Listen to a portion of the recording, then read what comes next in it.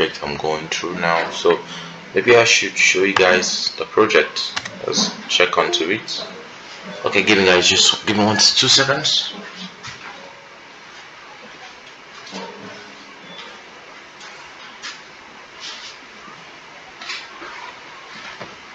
Sorry guys about that.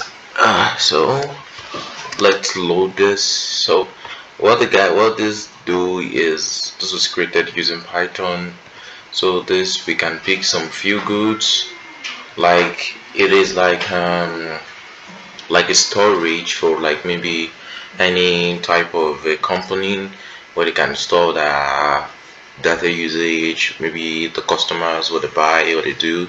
So as you guys can see, there is no goods right here. So because of I didn't input a goods for me, so this is my HTML created dashboard for my website. So here it is. So I'm just gonna run through this one, and let's open this so that we can be able to input how many goods we have, what goods do you want to be available, and so on and so forth. So let's open. It's gonna open through Chrome, so it's loading up. So there is a lot we're gonna go through using Python and then even JavaScript itself and many other HTML values. So let's just go through a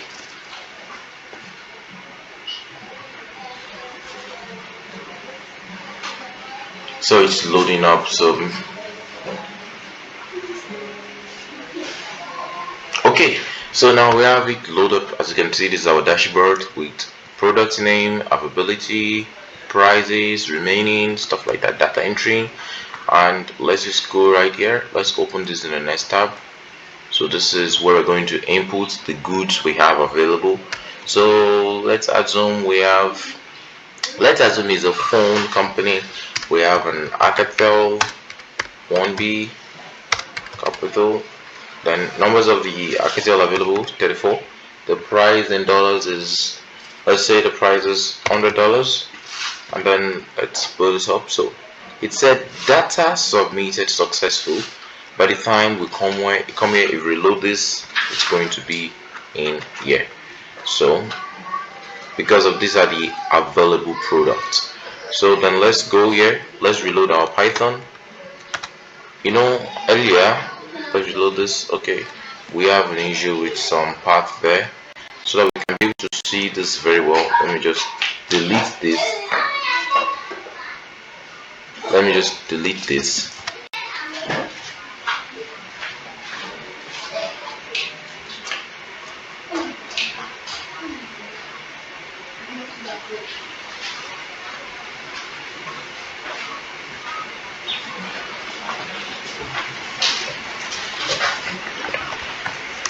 So let's delete this also, and right here. Okay, so let's run that. Now we can see Alcatel already there. So and we press it, Alcatel, we just want to quantity. Our payment is paid. It's gonna bring it out. Alcatel AB quantities too. So let's refresh this. We have this right here. So let's add another list. Let's call it Eiffel 23 product available. Let's assume this is $78. So we submitted this. So refresh. We have this also. Eiffel. So we bought 2 earlier. The availability is 34. The remaining is 32. Because if you remember right here, we bought 2 quantities, which means we bought 2 of it. So let's cancel this and let's refresh the Python. By that time we would have Eiffel in it. So if we click Eiffel and then let's buy 5 of our Eiffel and then let's pay. Then right here we refresh this, we can have 18 of our item remain, 23 of this, then 18 of this remain, so we can have that remaining. So let's cancel this again, let's refresh, let's buy another Eiffel with a quantity of 5, and then let's pay. So we're gonna have right here. So there are a lot to correct about it, but we soon get there. So when we get there, we understand. So this is it.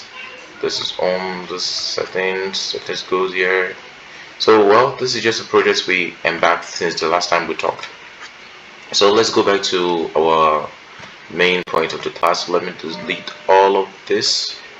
The last time we went through what we call class, and then we explained everything about class. So I don't want to have any system errors here. So okay, we'll not be using Chrome. This is Python, not HTML. So let's first now Python. So what are we doing today? We are going through some modules in Python. So these are called modules. Modules are like external libraries or even internal libraries in Python. This libraries goes with something we call math. Example of this library, math. So example of this library, numbers. Example of this library, Tkinter. Example of this library, Pygame. Example of this library again, Pyglet. Example of this library, we have Beautiful Soup. I didn't install it right there, but we have Beautiful Soup. Beautiful Soup is part of this library. We have some other library like calendar. We have some other library like date, time. We have some other library. We have many other library like flags. We have library like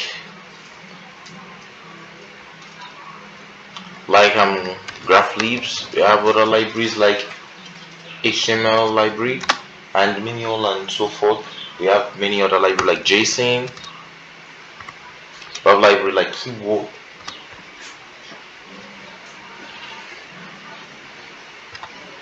We have other libraries, many of these libraries. So we're going to go with some of them. We're going to practice them right here. We're going to start with the library important in every most of our classes called math. How do we call all these modules, and how do we even call these libraries? We call them using a secret key called import. Import is the name of the secret key. So if you want to import math, we're just going to say import math. So instantly math is already inside our function. You remember in JavaScript, if you want to import some external libraries, you make use of the word require in JavaScript. If you want to import in HTML, you go for not in HTML. If you want to import in CSS, you're just gonna write import. Also, it's the same thing as right here. So let's import math. So let me show you guys some basic free tricks of how to import. You know, if you import math, what you're just going to do is say math dot whatever function is in math. All of this you can make use of them anytime. But you might see that maybe the word math is too long for you to pronounce. You might just say import math as E.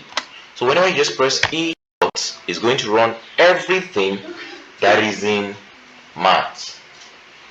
Everything that is in math, it is going to run it. Or if you want to do it this way, you might just say from math import etc. Once you do this, everything in math is already imported automatically. You don't need to write math dot this or e plus point this or something. You just have to write square root also, so on and so forth. So let's go with some few tricks about math functions. We have something we call SQRT, which means square root, the square root of a number. Let's bring the square root. Oh, sorry, we need to change this.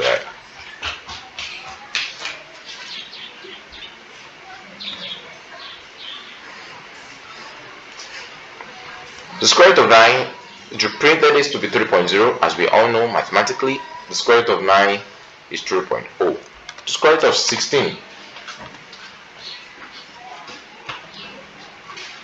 The square root of 16, let's square this up, is equal to 4.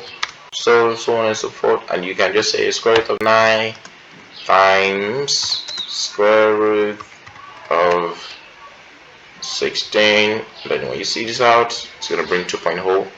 So I would prefer to go with import math.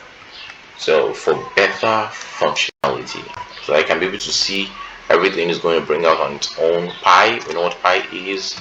So let's print math.pi. Put it into color function. You just have to do this way. And we know what the pi is. Math.pi is 3.14. So that's the way it works. So math dot, in any case, you can be able to have .4. So you might have anything like 3.44444. This is just going to bring it straight to 3. So assuming it is 3.5, you know, approximation, it works with this and so on and so forth. So it will make sure it round up to be a one figure. So assuming you have 6.99, we have 6.99, it's gonna have 6 right here. It rounded this part up, so it makes sure that there is no, maybe there is no float in it. It's just only index. So that is just nice of math.flow. And sometimes you can just, like, assuming you're making use of flow math.pi times, maybe you want to get, let's assume to get an area of a, let's get an area let's get an area of a circle while the radius is equal to 7. So you know the formula for getting an area, that is the pi times the r square. So that's the formula, right? So we're just gonna do this way. So this is math pi times the radius square root, the square of the radius. So there is a simple formula in, that's why let's make it a math of. So there is a simple formula in for we to do the square part. So it's better you just go through it one way after the other, go through it one way after the other. So let's go through this.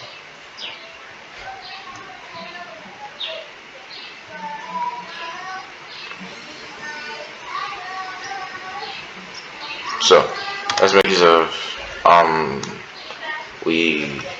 let's do this. Firstly, let's put this into comment, and then this part here we need an argument.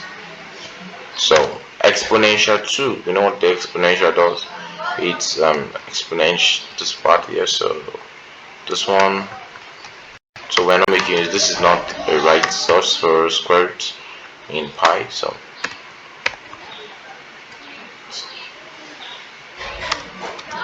this does not deserve to be called. So we need to check on everything one way or one way after the other to know if they are callable or not, because it's not all math functions that are callable. Now let's go through this one, and let's say 9. It's gonna tell us that this can be squared. 6, let's say 15, it's gonna bring it 15 cannot actually be squared. So it just give you something near to 15. If it is 16, we know 16 can be squared, which is 4.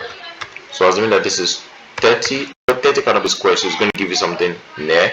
36 can be squared, it's going to give you 6. So that is another function which you can use to get the next possible square root of a number. So let's do this. So let's do this exactly 5. So right here you can use this to get the logarithm for what's it called, for binaries, and then we can do more of this. So we can just pull around, and then here we go. Now at the power of 2, let's put 2, which is 4. So which means we're trying to say 4, like this is the word, like 4 raised to the power of 2. So this is the raised to power. As we change this to 4, it's like 4 raised to the power 4. So this is equal to 3, 5, 6, so we're so on all. 4 raised to the power 2 is 16.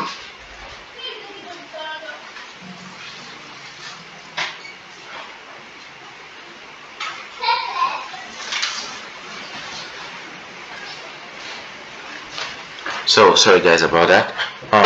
So we can run a few more tests. 9, the power of 9, 80, that is 81. So let's just get that. We have got what we want, so let's just come in here and then let's say times math dot power of the radius.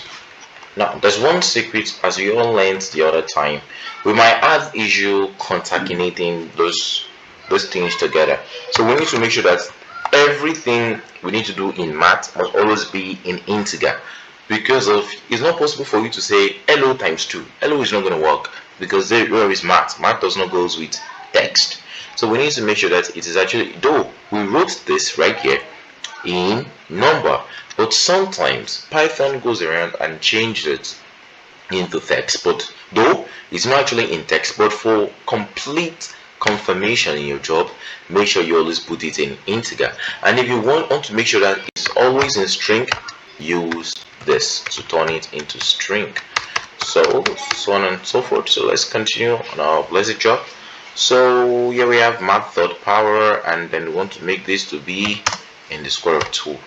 That means we want to make sure that radius raised to power 2. So pi times r square is a formula of an area of a circle. So now we have a radius to be 7. So let's run this to get ourselves a right answer. Our answer is 153 due to what? Due to floor. Assuming that we do not have floor, to round it up, all we're going to have is something point something. Well, we have math.floor to give us a direct full answer. Now grab your own calculator and let's work the math ourselves. Maybe we should know if our computer is correct or if our computer is not correct. So I have my calculator right here with me, so I'm gonna run my own answer. So it's preferable you guys to run your own answer. So I have 22 divided by 7, which we know, then times 7 times 7. The answer is truly equal to 154. But due to the laws of math point pi, it gives us some random, some random float. We have 3.146. So when it's multiplied this all together, it gives it 153.999, and it couldn't approximate that fact to what I call to 154. But in scientific calculator, helps us to approximate the value to 154. So let's run some different scripts. So let's put this one into comment, and then let's print this something I want us to see. Math.seal. Now let's say 4. Now let's print this. It's still going to give us 4. Now 0.66 is now going to give us 5. This is what we use for correct approximation. Math.zeal can be used for approximation. So let's uncomment this, and then let's come around here and give it 0. We're going to have 154 as our answer. 154 is our direct answer. So here is where you know that in calculators, if you see some scientific calculators that does approximation, you will know if the scientific calculator was modeled out of Python programming language, it has to go with something we call math.zeal. So that is some few points about how math works. So we grab a few things like this. Let's do some other few more, and then math.sine. You can do sine theta and this times 50 something, whatever, whatsoever, sine 30, which you know to be open 98. So cosine, you can just change this to cosine, and then this works out tangent, and then this absolutely is the workout. So here is how Python does the best thing. I see Python to be some sort of a easy engine compression, and which you can work with the degree of 40, and then it calculates this for you. So if you have 4, it's going to give you an approximation answer. So where we have 157, so on and so forth on how Python helps you do to math. So let's do some few more checking on some important things we can use. So let's go for this 4, and then check this out. Integer object is not iterable, so let's just run this out on its own.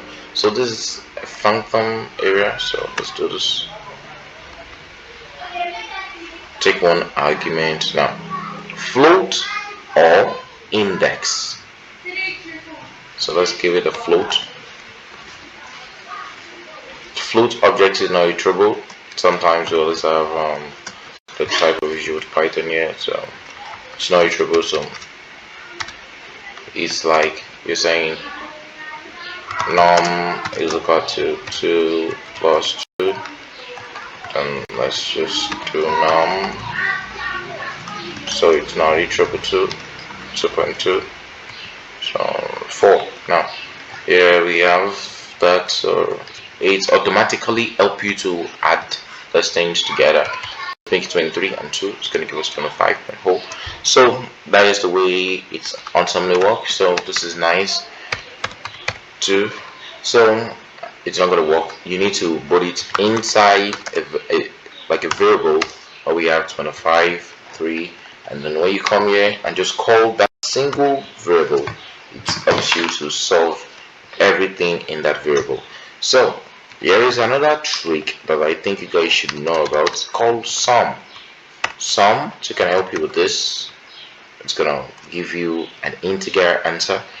So that is simple, right? So another one called eval. Now let's say num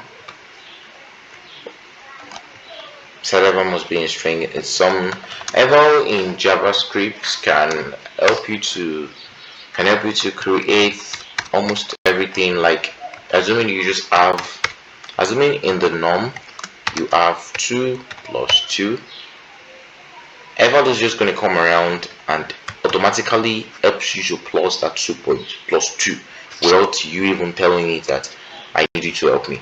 So it's just going to go around there, and Python has its own different language in for suite, different from JavaScript. So this lets it work. What we just need is to put it inside a string, and then we have it working. So we can say 2 minus 1 to confirm what I'm saying. We're gonna have 1. So it helps us to do the division. This can be used to create an absolute calculator, where you just have 40 times 4, and it's just gonna help you out to times this by itself. So what we're gonna have, it means that word eval means evaluate. Now let me let you guys understand one thing.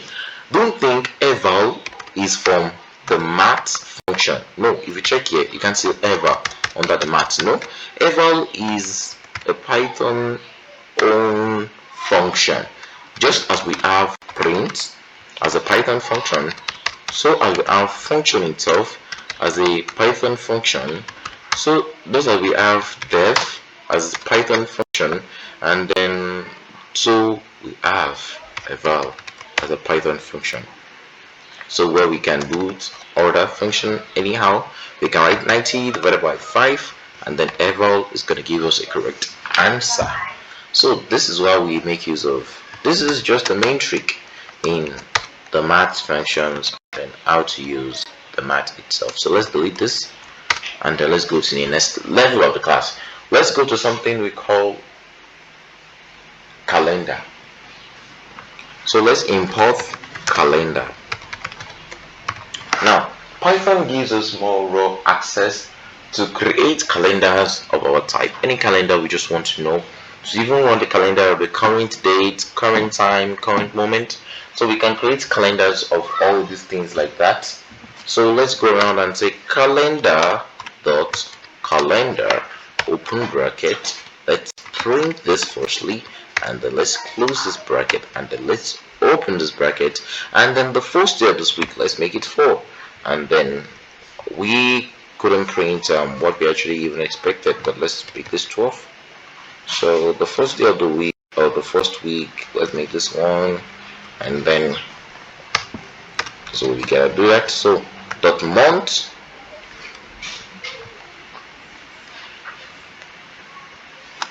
so the year is 2023, the month is 12. So he said it requires an argument month. Yeah, we've given it the argument of the month. Okay, let's just give this year and then month. So it requires an argument called self itself. So let's say let's just cancel this one. Let's print again. Print calendar dot month with the year is equal to 2023 and then 12. When we have this month printed in our console, so these are the under functions of Python, different from JavaScript, where JavaScript just prints a usual thing, but Python here will print you an entire days and the week of December 2023. So let's go to some other random date. Let's go for like 2. We're gonna have February. So it shows us the February of this year 2023, and it can show us of many years. So here it is. But I think Python has a default year where it can show you I don't think it can show you of 3034. So for the wow, it's really neat. I didn't even expect that. I thought it's going to have a lesser angle part, but this shows that this is a real work of a better computer, where you can even see the future right on your computer by looking at a nice future calendar, which we don't even know maybe it's going to exist or it's not going to exist, or maybe it's still going to exist. We don't even want to know. So we run this out again. It even brings out 9,000 so this is absolutely nice, and it brings the ones for 2. Wow, even the ones in 2000 years ago, 2000 mostly years ago, it's the printed this out for us. So here we have some functions of calendar. So let's say print calendar again and dot. We can check more other functions around this place. Text calendar, HTML calendar. Let's print this out. Dot. Yeah, here is the problem we have with some sort of things like this. HTML calendar. Let me explain one thing about this so-called HTML calendar. It's like the calendar we used to see in mostly HTML files. So we have to defend ourselves, make use of a self. So where can we find the so-called self? We need a ticketer, and ideally we can't make use of what's it called, of this console to do it. So in case we just say calendar and then we just print the year to be 2023, and then we just print the month. So if we just print this out, it's going to tell you requires an argument month, which is not still even going to work, but I say month. So let's not even disturb ourselves. Let's just write this. Sorry, 12. So that's the problem. It's not going to work out. So it requires a real argument. So we're going to get through all of that very soon enough. So those are the functions of our HTML calendar. So calendar doesn't have that too long as a function, but yeah, we're going to learn about it. So let's learn about how many leap years between a certain year to another certain year. So let's say the leap year between 1994 to 2023. How many leap years exist? So sorry, we didn't remember to close this. Let's close it. We have 7 different leap years existing between 1994 to 2023. Let's check between 2010 or 2014 to 2023. We have only 2 different leap years, and if you calculate that absolutely, that is correct.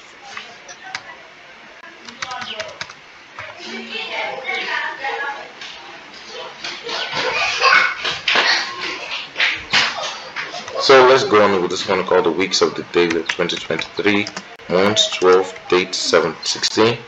So how many weekdays, like the weekend days we have in this particular day? Like what day of the week is this day in? So let's check the one for our current moment. We call something in Perth date time. Let me teach you something about what we call date time. Date time is a model in Python that you can even use to know the present date you have. You can use that to know. So let's say let's print this is going to be like today. So 2023 September 29, so on and so forth.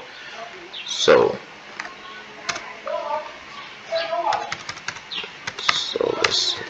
now is equal to, so let's say is equal to now. Now we're gonna have some basic error. Now let me explain why we have this error. This error is that if we print now on its own usual way and we comment this path, we're gonna see that now has this dash in the middle. So that is a dash that disturbs what we really need to input right here. So let's comment this, and then we're gonna see that right here, if we just do this, so let's assume we want to say this. So it tells us put the year, which is 2023, then a comma, not a dash. So that is where we have a problem. How do we solve this problem? Now let's create another variable called now1, which is equal to, or let's call edited now is equal to now dot replace something. Now what do we want to replace? No, we have a basic problem here, and the problem is that this thing thought that we want to replace just the days, the month, and stuff like that. So we have a basic issue there. So I'm just gonna do this way, so that while we run this out, then so let's just run the day. Now let's call this one day. Now, so let's do something now. Let's call this print day. Let's comment this part because it's going to give us problem. So today's date is 21. So let's write month, which is equal to date, time dot date dot today dot month. Sorry, is equal to year is equal to date, time dot date dot today dot year. So that's all, I guess. So now let's improve all of our functionality right inside it, starting from the year to the month and to the day. Done. Let's run this. Absolutely, sorry, let's cancel this. So absolutely it worked. Third part of the week, but I don't understand. It seems that is actually wrong. So I think we're using the third week in this month actually, because if we check a look at this, this is on the 21st of September. So we're not even using the first, second week. We're not in the third week. Truly, yeah, that's true. So we're truly now in the third week. So that's absolutely it works.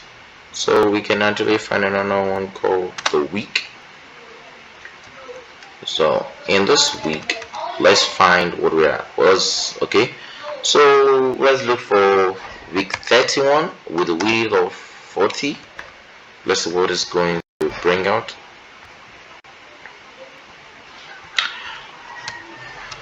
So width, let's go to 40. It's not iterable, so some always have an issue with that part there. So let's say week, the week is equal to. So this is the error. Return this part there, which is an hyphen, which is just a normal string dot join self dot format. In a nutshell, we printed an error, but well, this is just some of some Python script forms that doesn't work sometimes, but we're gonna find a solution to that soon. So no problem. Let's just go with some again, and then Wednesday. Let's print this out. 2 Wednesdays. So I think that's 2 Wednesdays in this entire month. So we have three Wednesdays in this month. So how many Fridays? 4 Fridays, and then how many Sundays? Oh, sorry about that. So yeah, Monday. As you all know, in Python we count basically from 0, 1, 2, 3, 4, 5, 6. So this is 7 days in a week. So it's trying to let us know that Monday is always the first day in a week. why Tuesday is the second day in a week. So that's the way it works out. So I guess we're done with calendar. There's another one I want us to go to. It's called alarm. Import the no, sorry, just time. Sometimes time. So from time we can create alarm. From alarm we can do all sort of a thing. So let's say print time the time. So this works out in milliseconds. That's why we have this. So it's run this in milliseconds. So we're not going to make use of this. Well, there are other sort of attributes there that we don't even need to make use of this one. So sometimes I will always prefer that you make use of date time, because in date time you can get correct time even of your present hour. What hour are we? We're in the 6th hour, so you just write dot. So dot so let's print this very well. So milliseconds, so seconds. So let's run this out.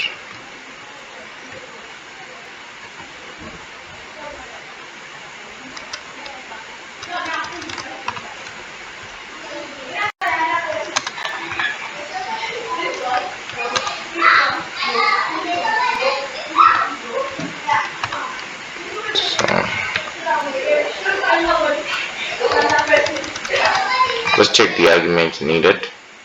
The time. So sometimes we always have this even this issue at Python. So we just have to just keep trying to keep running, try to keep running to even get the right thing sometimes. So don't feel bad or feel like you don't even know it if you're running with Python, because sometimes you feel like you don't even know it, but you do know it. But all you just need is just a basic time. So here we are, because there are thousands of functionalities in Python, and it's not even just possible for you as a programmer to store everything in your head.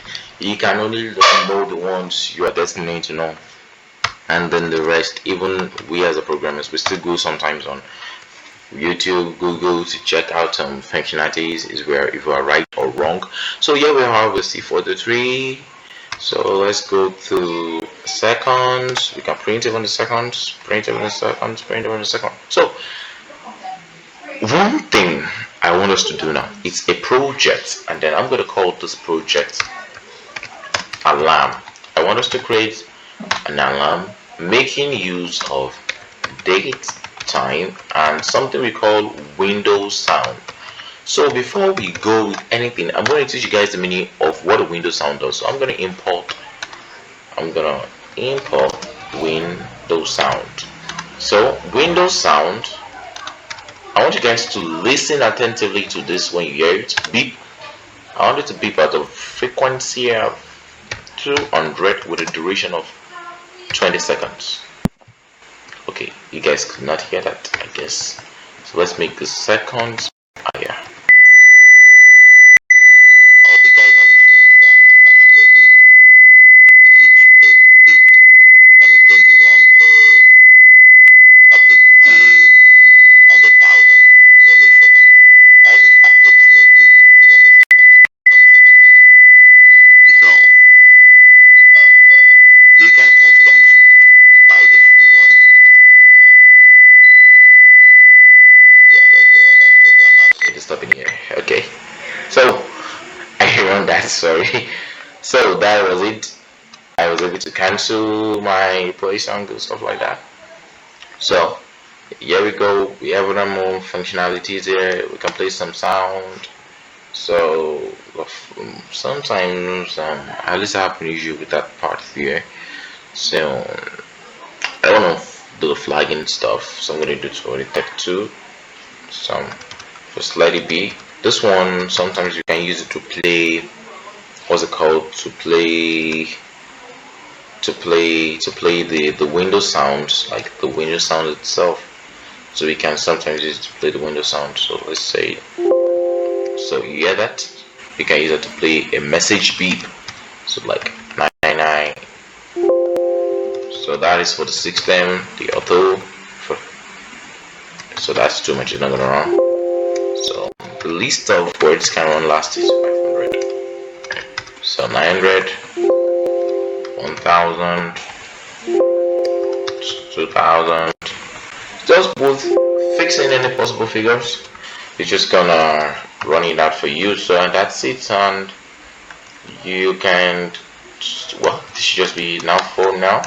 So these are two modules for importing: date, time. Now let's create our alarm. Now, so in this alarm, we're going to create an alarm for 6:38. Determines on whenever we run the script finish. So let's create some definite variable. Or before we create this variable, I want us to create our present time right now, like to know the present time that we want it to set to. So we're gonna say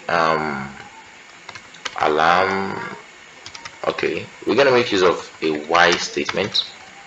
Remember this statement in the first lesson? While statement, while true. Now we're gonna print date, time, daytime dot now.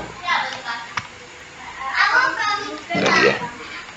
So when print this, we see a couple of times. So let's now say that seconds. So we can have much seconds rolling. Now we're 52 seconds, 53 seconds. We're not going to be cheated anymore by just printing just 1 second. We're going to print multiple seconds. So now we're going to set one thing now that you guys are going to be shocked of now.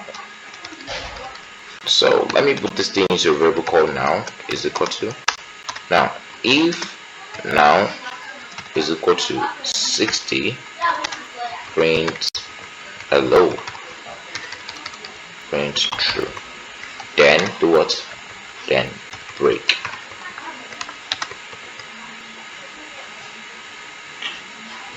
Oh, sorry, this won't work because of true is like this. This way true is, and so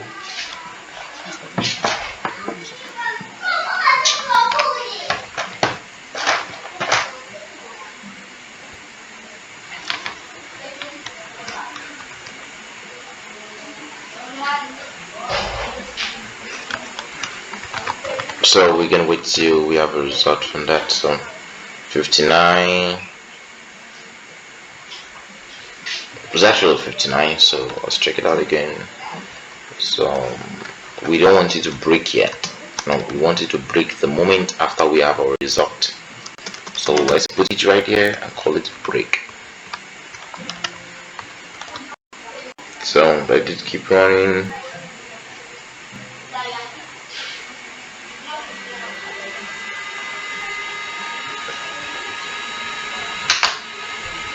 So we're waiting for 60 seconds to clock.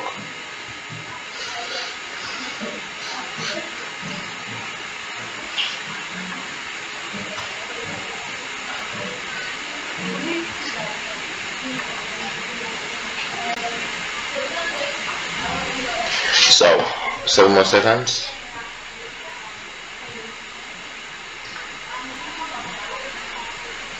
Then we have a basic error here, so let's check out. Did he actually counted 60? That's why we didn't have a printed source. It didn't count 60, so let's count 30 because of our time. So let's count 30.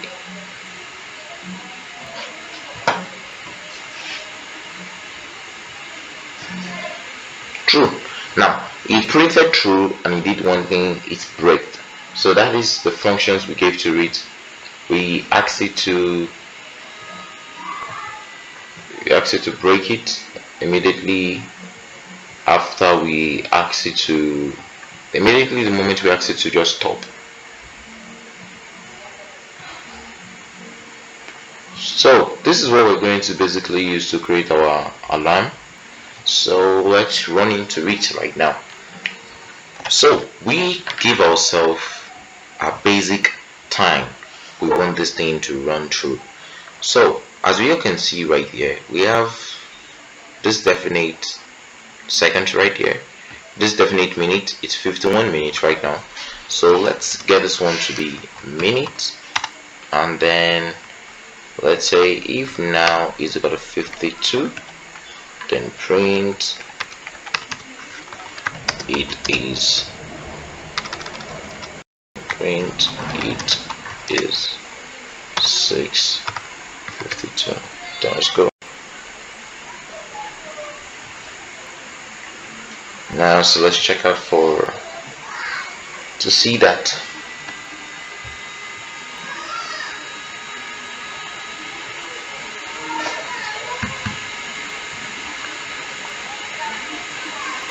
So the moment it clocks on 52, so it prints this out, it's 6:52. So here is how we create functionality for things like this. So let's create a real basic alarm. So how do we create this alarm? Let's firstly study the way the alarm stuffs even work. So how do we do that? By firstly, let's put all this into comment, and then let's go right here and then, like, say print, sorry, not capital, print date time dot date time dot the entire time itself. So basically it said it needs some argument. So now here is what I'm going to do. I'm going to just work the math myself. So I'm going to say hour is equal to this guy here, the hour, then minute is equal to the date time, this guy right here, the date time itself, the minute. So now I'm not going to create another variable, alarm var is equal to hour slash minute. Let's print this, print alarm var. So oh, sorry, we have now, we're supposed to give this one out dot some dot now. So let's print this out. Now we have 18 slash 53. So one thing occurred here that we don't like, and that thing is the bracket. We didn't actually send it to even have brackets and those space problem. So both we can use it this way, and we can't even still use it this way, but we have other ways to even use it. So let's say print date time dot time dot. Now somehow we might have some definite issue here. Strip time itself. So strip time always requires an argument, and then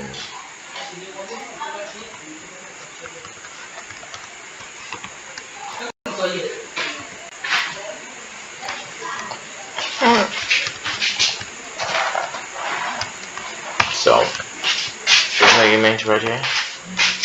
Sorry, so let's give that another definite try here. So I told you is somehow try by error sometime. So sometimes you try to give some definite error. Don't be scared to retry. Don't be scared to retry. Don't be scared to retry. So here's where we're going to our string. So I remember that there's something about the way these things work like this. So we have this one like this. So let's give it a basic argument. Now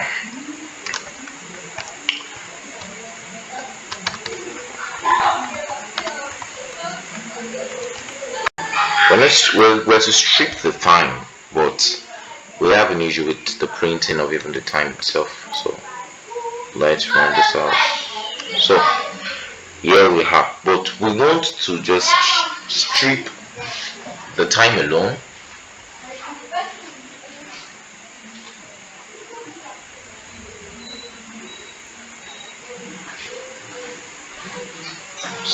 So we need to strip the time.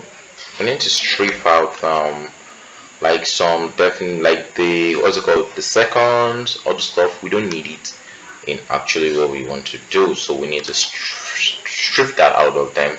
So how do we do this? We make some hour.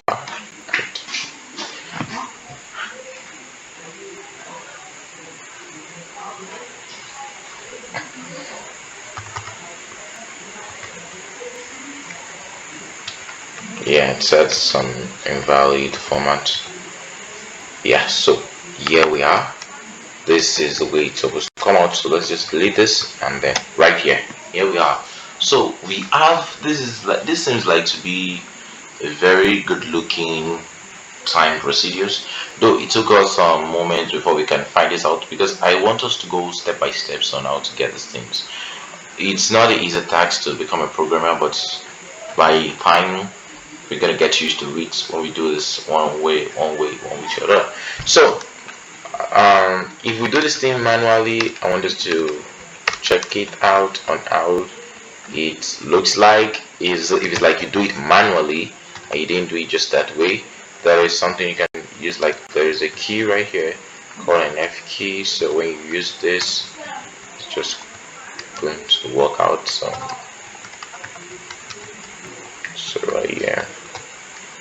So I want to see how this looks like. So let's bring this up. I think I see no difference. Do you guys see any difference? As for me, I didn't see any difference. So, but I think it took us more stress to write this, and this. But we just write this in just one line of code. But we wrote this in like 4 lines of code. So that's the reason why. But sometimes I like to do my things manually, even different from what your way Python do is anything. So from here, we're gonna create our basic alarms. So making use of this var itself. So this is what we're going to be doing. So I want to set an alarm for 7 o'clock. Oh no, let's do it 6:58:59. So that is 18:59. Let's bring all of this straight to the top bar so that we won't have it's gonna be easy since we have already, oh sorry, that's late already. Let's change it to 7 o'clock because the time is already 16:59. I mean 18:59. So let's change this to 19:00. So let's be quick about that. So 19:00. So we don't need to, we don't need to print this. So let's change this one to now is equal to this. So let's cancel this. So if now is equal to alarm var print it time. So let's do this before it is time really. So let's see if we're correct. Let's check that out.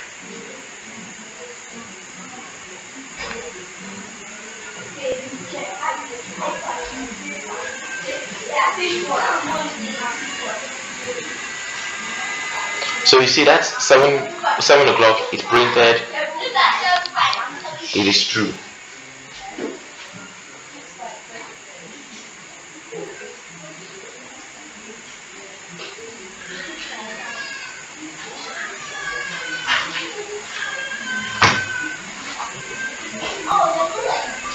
So now I want us to bring in our functionality.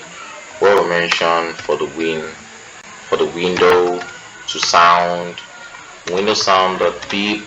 We want it to have a frequency of 550,000. But it's going to be too stringable, but we have a choice. Let's just give this 20,000. Let's run this. So once the time is 9:01, it's going to give us. So you guys should hold your ears because of the beep. I said that. Please hold your ears.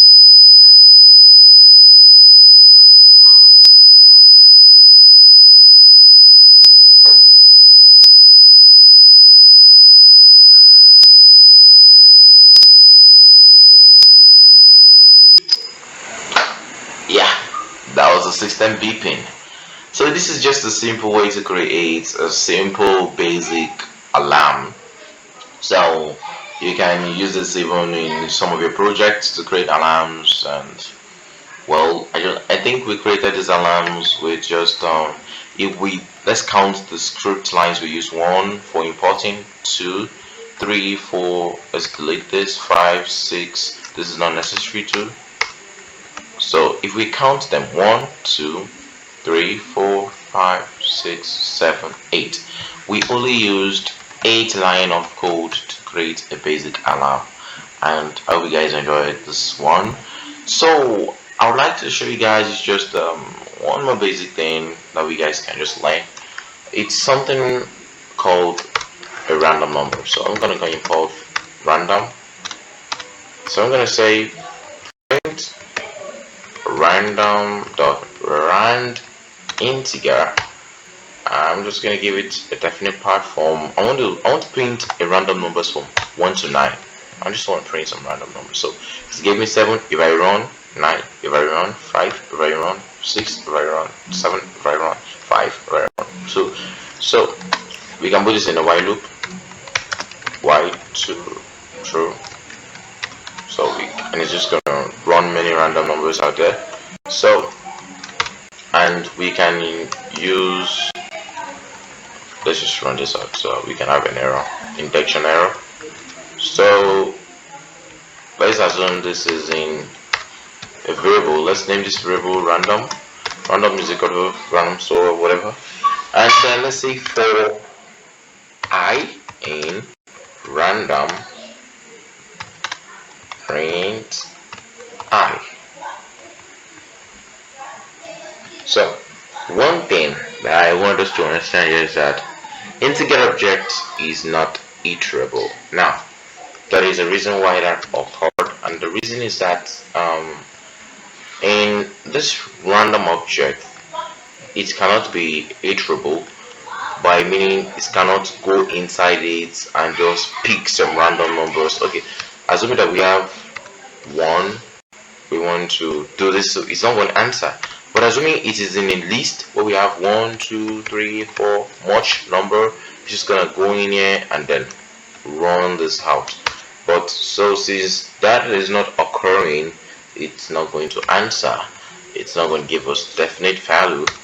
So I can just let us do this way, which is just a simple trick. Let's try to check if our trick is truly going to work. So let's say this one right here, let's say random 2, because something must not bear the same name as the library. So let's say a while loop, while through, so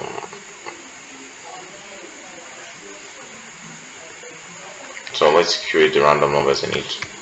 Random 1 is equal to random dot rand integer 1 to 9. So let's create this right here.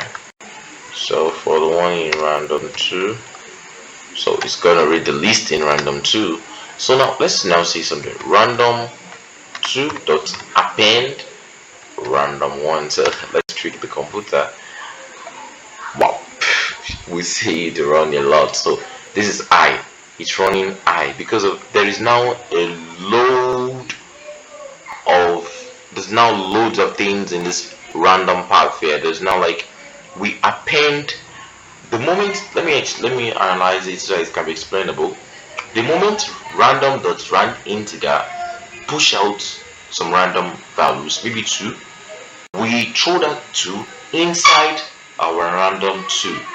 Then the while statement, we rerun it again, it push another number, rerun it again, push another number, run it again, push another number. So that is the way we have that. So we can use some sort of there's sometimes where we can use something we call len, and then we can use a len object. So let's see this, but it's not going to work because of len can only be used Maybe sometimes if you want to count the numbers of maybe a numbers of string inside something. So in order to be able to read it, let's change this to string. Let's change this to string. So we'll be able to read it. Len this. Now we are able to read it. So if we print this, it's only one, print another one. So let's say and I want you to print everything together. So it's printing I and this. So but let's make it comma so we can be able to see them clearly. Now I just printing one all over itself. Though we return this back to string and it's just keeping on repeating I that means the numbers of string existing in the tube is 1. So for better more confirmation, let's print again the random 2. We're gonna see how big the random 2 is. Now you see that, guys, you see that in the list, look at the numbers of it entering inside this. So I can lie to you, this can basically be used for password. If you want to get some numbers of password, you can just use it to generate passwords. So that is it. Here we are. So that's all about this. So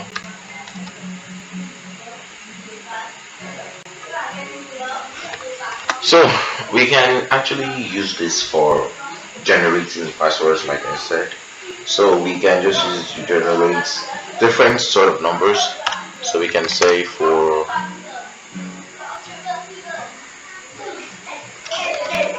we can just create I would have said we should create 8 of it, but it's going to be stressful if we create an 8 of it. So I can just come around here, then say comma, this guy's again, then comma, in comma, and then print random 1 to see what I have in here. So I have different 2 numbers put in my part here. So we're going to create an 8 numbers code. So this is now what this is 7. So 8 different code numbers. So well, that's perfectly working. So we can make use of this functionality called the F function. We can just make use of a dictionary to pack in our strings in here, so we can have a proper release, like so when it prints it won't give us this bracket here. It's just gonna come out with the real thing, and then we're gonna be free from modes from like the. So let's do this again. Let's go on. So and even in this thing you can even use it for random alphabet. So let's run this out. You see, we don't have that trash any longer. And if you run it, we're gonna have different codes. So you can use that to generate password. So let's check on the generating of random alpha. That's a random. Now something else can come out in this part called rand range. So yeah, we can make use of something we call, I think we can make use of the for function for I in rand range, which starts from 2 and ends in 3. Or we can just do it this way itself, just make use of range. Now print I, like without even making use of what's it called, without making use of the import random. You can just use that. So let's put this one into comment. And then let's start from 2 and end in 30. So one thing about this thing is that it is going to read from 2, 3, 4, 5, 6, 7, 8, 9, 10 to 30. It's just like the real word called range. You know the range between 2 and 30 is like minusing them to give you a definite answer. So that is what we have, this range right here.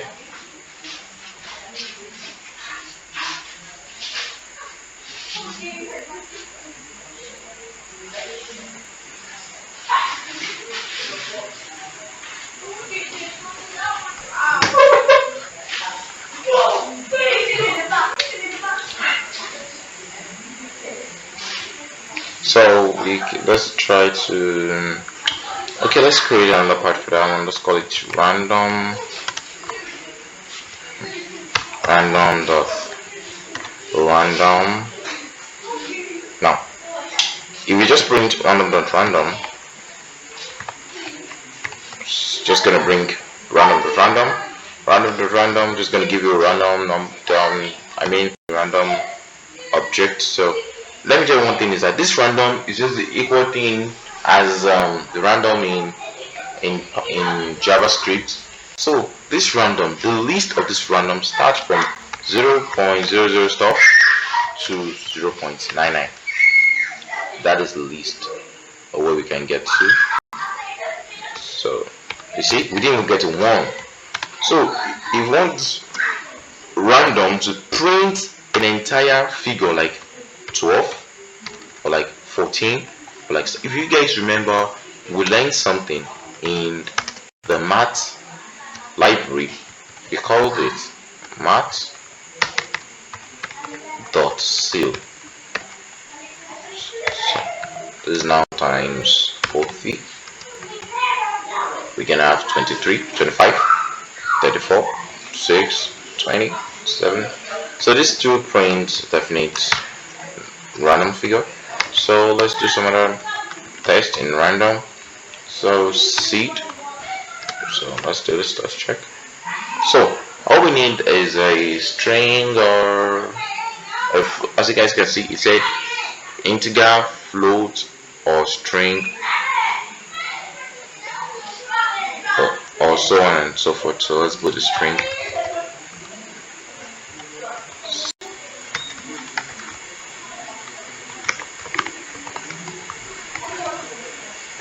So let's put in a string right here. So it says none. So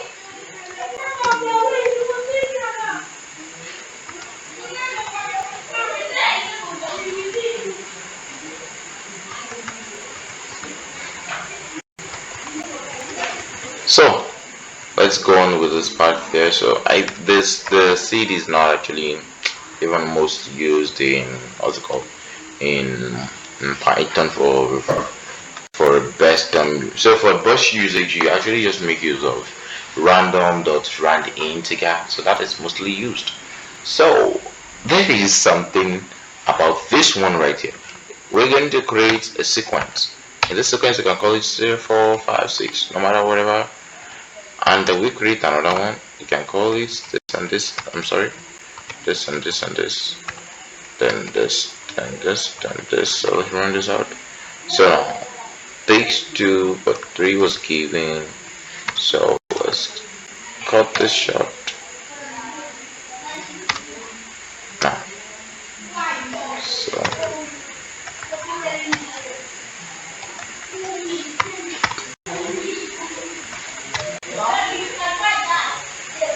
so let's cut this out like this. So we basically, as you guys can see, so it makes from the float. This is the first mutable sequence, then second one for random. So let's just leave it this way, and then 3, 4, 5. So I guess this should work out. This should work out now. Must be in an integer or slice, not tuples. So yeah, that's what we're doing. So like I said, we're gonna meet a lot of errors treating Python and stuff like that. But you don't just have to give up when working. So yeah, it says we have to give it a comma right here in the middle, so which we did now. It's printing none, so and it's actually supposed to just shovel it around, like shovel this part, shovel that part, shovel this part. So it's supposed to be in a list, so it's supposed to shovel around, like shovel this part for this part. That's actually its work. So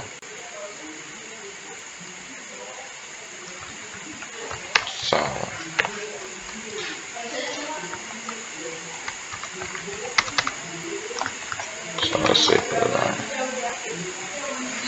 Well, it's not actually even necessary, but I thought you guys should just know what it does. But so this take a lot of stress out here. So okay, no problem. We'll come back for that later. So we can use the time for something more better. So we can even set everything to be all where we can system random. Let's print the system random dot. So the system random is just like the same thing as everything will be going through since. So there's no big deal about the system random. It's the same thing as everything. It's the same thing as everything.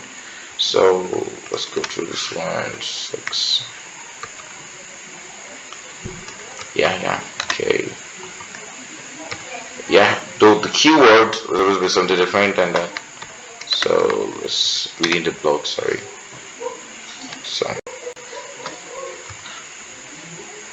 like I told you guys, we make some tries and error. No matter even how perfect we run into it, so we still make some tries and error. So number. So let's make this one say that random slash this, or yeah. So it's going to create just some basic byte figures. So if we run, it's going to create some byte figures. I hope you guys understand what a byte figure is. Like byte figures, like this one, like it's a 64 byte figure. 64 byte. You understand the binary clocks? Yeah, it's around. So it's around. It's just gonna go around and create some random figures around us. So let's create for 34 to show it's gonna make sure it creates up to 34 different random figures. So random byte, I mean. So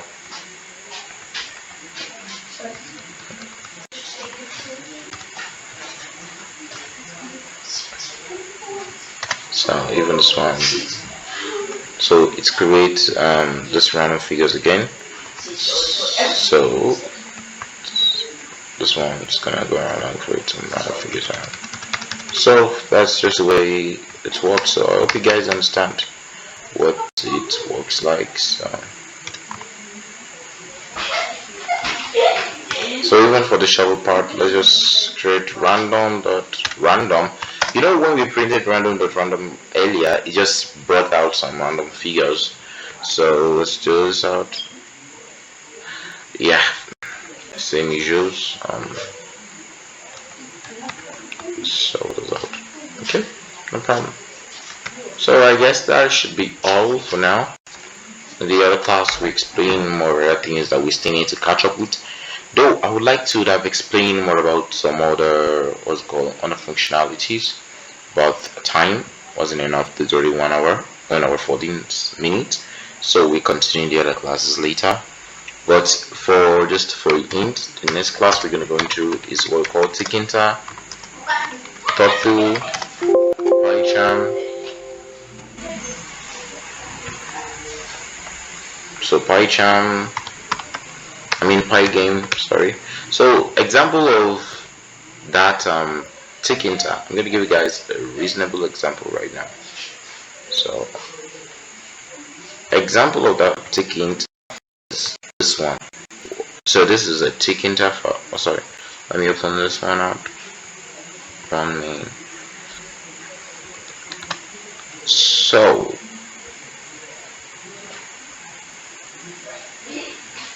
it's not gonna open because of I didn't run my backend JS. I need to run the backend JS for it to work. So I don't think this is working for stuff like that. So let's work for Python file.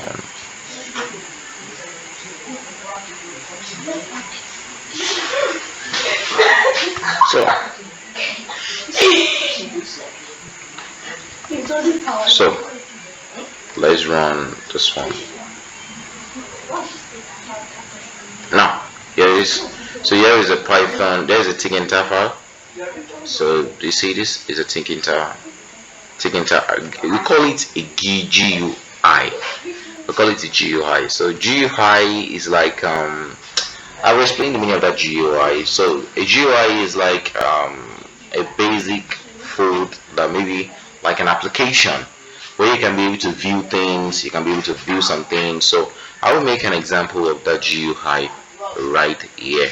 So I'm just gonna say import Tkinter, then from Tkinter I'm gonna say Tkinter.tk, then I'm gonna open it.